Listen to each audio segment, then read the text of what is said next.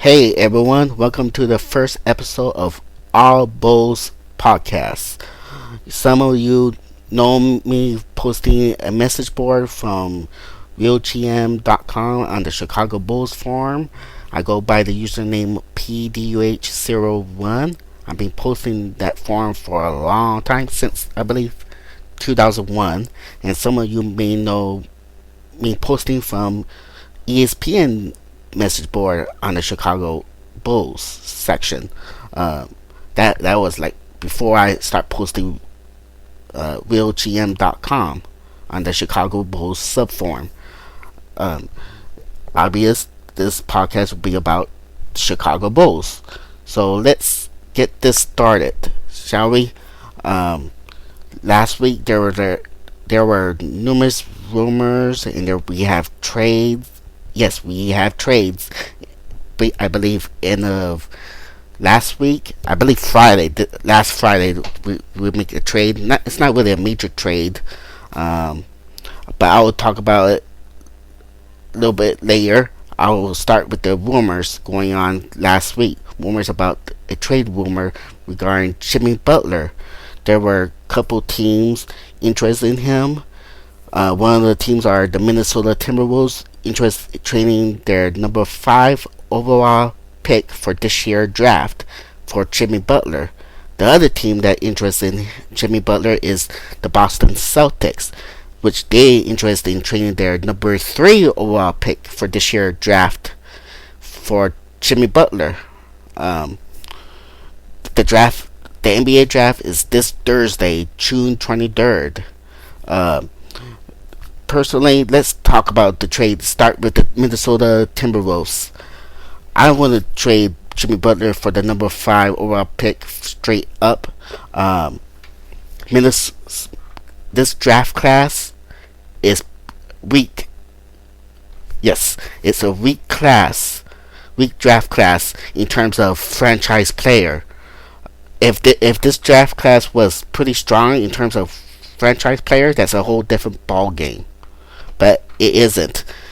I will only trade Jimmy Butler for the Minnesota Timberwolves for the number 5 pick if they include either Andrew Wiggins or Karl Anthony Towns for Jimmy Butler.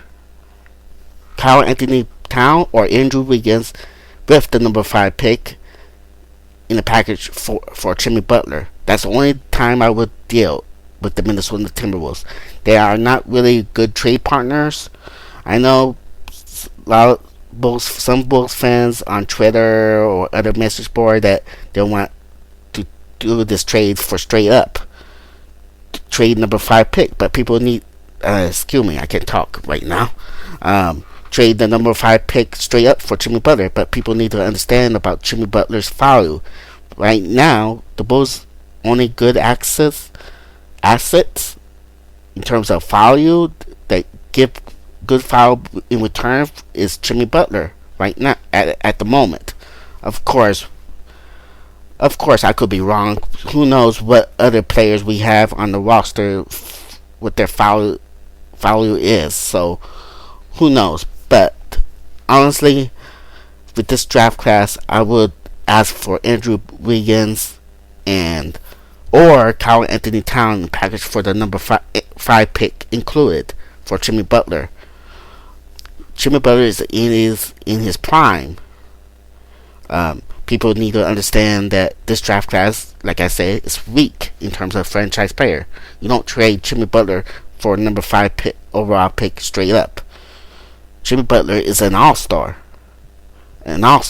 He's in his prime right now. He showed significantly improvement offensively, and we all know what he can do on the defensive end. The last 2 years, as I say, showed great improvement offensively, and he's improving. And that's how it is. I want to do it straight up. This week's draft class. Now, the other deal regarding the Boston Celtics number 3 overall pick for Jimmy Butler. I would do this deal if the Boston Celtics include the Brooklyn Nets first round draft pick, which they own for next year draft, 2017 first round draft pick. Because, well, let's face it, the Brooklyn Nets are not gonna do pretty well for a while. So there's a possible chance that that could be a lottery pick for next year. So the biggest thing is the number 3 overall pick and the Brooklyn Nets first round draft pick for next year. That's the deal breaker for me. And of course, Boston Celtics could include another asset with that package, possible, like Marcus Smart, Avery Bradley, something like that, to include a package for Jimmy Butler. I would ask for Jay Crowder, but I don't think Danny Ainge, who's the general manager for the Boston Celtics, will trade Jay Crowder. They seem very high on him, unless they have a guarantee that Kevin Durant, who will become a free agent this summer, guaranteed to sign him. That's probably the only way I could think of if they were open to trade, include Jay Crowder in the draft picks for Jimmy Butler. Now, if you ask me who I will pick for the number, let's say the deal happens, okay, for the number 3 overall pick and some assets in the package with Brooklyn Nets draft pick for next year draft and some other players included. Who I would select for the number 3 overall pick, assuming that Ben Simmons and Ingram were taken for the both number 1 and number 2 overall draft pick. Who I will select number 3 overall pick. My favorite prospect I'm very high for this year draft is Buddy Hield. I think I say his last name right. I hope I pronounce his last name right. Buddy Hield. But anyways, I will select him for the number 3 overall pick. The player, he can shoot the ball. He can handle the rock, and I think he will be a perfect fit for Fred Hoiberg's system. That's who I pick. I will think about considering drafting point guard Chris Dunn. He seemed pretty talent, and I think he has a tool to be a great player, in my opinion. But I will go with Buddy Hield, but I will probably debate myself Buddy Hield or Chris Dunn for the number 3 overall pick. But that's why I would lean towards for Buddy Hield. Now, if you ask me if we make a deal regarding the number 5 overall pick, that's pretty tough. It depends who's available, but obvious you have to go with best player available. Whoever's left from the number 5 overall pick. And so the Bulls do the deal with Minnesota Timberwolves. That's pretty much it regarding the Jimmy Butler trade rumors. The next rumor we heard last week is that the New York Knicks are interested in Derrick Rose. And to think about it, that New York Knicks do need a point guard. They need an upgrade for that point guard position. They have Jose Calderon and who else? Turan Grant. I think I pronounced his first name right. Man, I can't pronounce any names today right now. And Galloway for their point guard, for the depth of their point guard position. They need a huge upgrade. So it makes sense that New York Knicks interested in Derrick Rose, which, Derrick Rose is a contract expiring, which his contract will be off the book next summer, which he will become a free agent. There's no one I would want from the New York Knicks except for Porzingis, if I say his last name right again with the pronunciation. But other than that, there's nothing. They don't own a draft pick at the moment. They don't have no draft picks. If they have a first round draft picks, if they have the first round draft picks, I would consider it to trade Derrick Rose. Otherwise, I rather just keep Derrick Rose on the roster because there's no one on the New York Knicks roster I want besides Porzingis, and I doubt that Knicks are interested in trading him. So they want to build around him. So there's that. I don't want Aaron Follow. I don't want Robin Lopez. I don't want Grant to trade for Derrick Rose. That's some people, some posters from RealGM.com, some poster from ESPN Forum are up for just trade Derrick Rose, dump him off for cap space to the New York Knicks for cap space. Might as well keep him for another year and let him expire next summer. It's better that way to keep him that instead of getting nothing, basically little, just whatever you get in return from the New York Knicks. That's what I would do. I would just let them expire. In that way, also at the same time, you can build his value before the trade deadline for next year in February. So it could build his value back up, which you can get maybe better offers than you get from the New York Knicks, unless there are better offers that interest in him that we don't know about at the moment, which we haven't heard anything yet, except for we only heard that the New York Knicks are interested in him. Other than that, that's pretty much it regarding the Derrick Rose trade rumors. I mentioned earlier there's that the Bulls make a trade. I believe it was Friday they make a trade, which was official, and the trade is that the Chicago Bulls trade Cameron Bairstow for Spencer Dinwiddie. Based from the Detroit, I should mention the team first. The Chicago Bulls trade Cameron Bairstow to the Detroit Pistons for Spencer Dinwiddie, and basically that's just for Detroit Pistons. That's pretty much clearing to save some money. Basically, that's pretty much it.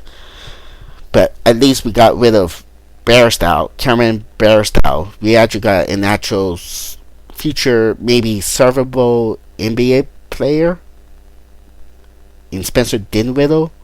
I'm not sure he'll be on a regular rotation for this coming new season, which is a possibility, but I won't be surprised he won't be on the rotation. He'll be maybe 13, 14 men on the bench. That pretty much, unless injuries occur, then he'll be part of the rotation. He is a 6'6" point guard. For people who don't know much about him, he doesn't play much when he was with the Detroit Pistons. Only played a little bit in small sample size. He was struggling with his shot, but I remember him when he was playing in college that he was a good shooter. So hopefully maybe he'll get some time to develop and improve. And honestly, if you actually watch him play in college, and even a little bit when he was playing for the Detroit Pistons, even a little playing time, his ball handling skills, I'm not too crazy about. His ball handling skills, it's a little shaky to me for playing point guard with the responsibility to handle the rock. And I will use him as a shooting guard, which he's versatile enough to play the 2 guard and maybe some at the 1. But I like to focus more to play him off ball, have him move without the basketball, get his shot off, that kind of nature. That's what I would work on with him if I was a coach or a trainer or whatever to work with him, focus on working off ball, finding playing through the screens, get open looks, hit his shots, take that. I think that will be perfect for him. You can have him. You can still have him play at the one a little bit, but not much because, like I say, he's ball handling. If you watch him play, even the highlights on YouTube, his ball handling skills for a point guard is a little too shaky. Think of Ben Gordon ball handling skills. Think of that, for example. Now, this Thursday is the NBA draft, June 23rd. I'm not sure what's the time zone. I think it's 8 p.m. Eastern time or something like that. Don't hold my word for it. This year, the Chicago Bulls, assuming they don't trade the pick, I don't think they'll trade up. I mean, it's possible they could trade up, but assuming they'll keep the pick, they own the number 14 overall pick. I'll ask Bulls fans, who you would like for the Bulls to select for this year's draft, assuming they have the number 14 overall pick.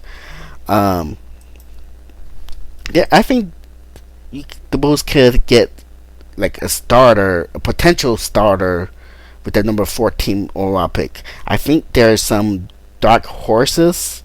I would say, even though I did say this year draft class in terms of franchise players, it's pretty weak draft class for that. But I think there are some dark horses that the Bulls could get with the number 14 overall pick, and even with the second rounder. Even though I believe the Bulls got the number 49, no, it's number 48 overall pick with the second rounder, and especially in the second rounders, they're probably deep to getting some good players in the second rounders. Guys like maybe AJ Hammonds, Gary Payton the second, which he's the son of Gary Payton. Malcolm, I think I say the name right. Malcolm Brogdon. I think I say the name right. I apologize if I can't pronounce some of the names right. And there's some other players, but let's talk about the number 14 overall pick. Who the Bulls will select? A lot of speculation that the Bulls are focusing drafting point guard. Okay, and there's some I will consider taking number 14 overall pick with the point guard position. Someone like Wade Baldwin, I'm pretty high on him. There's Demetrius Jackson, which I'll be fine with that pick, but depends who's there at the 14 overall pick. And another guy is for another guy that played for the point guard position is Tyler. I'm sorry, Ulis. I try to figure out how to pronounce his last name, but Tyler Ulis. I think that's how I say it. Which I think he's undersized, very too small. My concern is his height. Is what my concern. His height, and that's pretty much it. But he's pretty skilled. I think he could be a solid backup point guard, but not as a starter. That's what I see in him. There are other players in different positions we could get for the Bulls that could drop to number 14 overall pick. Someone like Domantas Sabonis, Dante Davis, Timothy Luwawu, I believe that's how you say his name. Again, I apologize with the pronunciation if I pronounce it wrong. And other players like maybe as you can tell, I'm a little nervous with doing this podcast, but hopefully I'll get better in due time. So I apologize for keep saying every time and stutter a little bit. So I'll apologize ahead of time. But anyways, let's continue to talk about the draft. I think the Bulls can get some dark horse. It depends. Um, so pretty high on Red Baldwin in my list. Who I will look into for the number 14 overall pick, overall list for the to drop who the Bulls could get on the number 14 overall pick. In no orders, I will look into Wade Baldwin, Demetrius Jackson, Dante Davis, Sabonis, Timothy Luwawu, Malik Beasley. Now, Malik Beasley, I believe he have knee surgery, but I could be wrong. So his stock may drop. I do know I think Denzel Valentine just have knee surgery. He's got to have knee surgery. And he has the same knee issue that Brandon Roy have. So that will scare a lot of teams off, including that will scare me off. So I probably will pass him up. I wouldn't be surprised that he'll drop all the way to second rounder or undrafted. I won't be surprised because there may be teams that may be scared to take a chance on him. And other players I will look into, like Taurean Prince. Now he's the guy I would consider taking him with the number 14 overall pick, who is a small forward, and he kind of remind me of Jay Crowder in a sense. He can maybe help take pressure off Jimmy Butler, assuming we keep Jimmy Butler on the defensive end while Jimmy Butler guard the two guards, while Prince guard the small forward position. So I would consider him, who is part of my list. I would consider drafting him. The other players I'm probably interested in, someone like Zubac, DeJounte Murray, I think that's how I pronounce his name. He's a point guard who could play some shooting guard too, more like a combo guard. That one, I probably would consider taking him with the 14 overall pick, but depending who's left with the number 14 overall pick. And other players, like, that's pretty much it, actually, to be honest with you. Again, I apologize for me stuttering a little too much. Keep saying every time. I'm a little nervous doing this, but hopefully I get better. I hope you listen to this podcast. I'd like to thank everyone listening to this podcast, and I hope you give me a chance to listen to other podcasts in the future. Also, I will try to upload. I will upload this podcast from SoundCloud and YouTube. If I don't have any issue uploading this podcast on YouTube, you can check out on All Bulls Podcast. That's my account on YouTube, and same for SoundCloud, which so you can listen to this podcast. Maybe this week, maybe the day after draft, or maybe this weekend after the draft, I will talk about who give my input regarding the Chicago Bulls selection with their draft picks, and maybe who knows, new rumors or whatever coming up. So there's that. And I knew I forgot something. Let's talk about this rumor we heard. According to Steve Kyler, I think he writes for hoopsworld.com, that there's been reports that the Bulls make a soft promise to Wade Baldwin if he's there for the 14th overall pick. I won't be upset if the Bulls select him. Let's select him because I think he has potential, and I think he has talent. I'm not saying he is a future superstar, but I think he have potential to be one of those dark horses that being mentioned earlier on this podcast.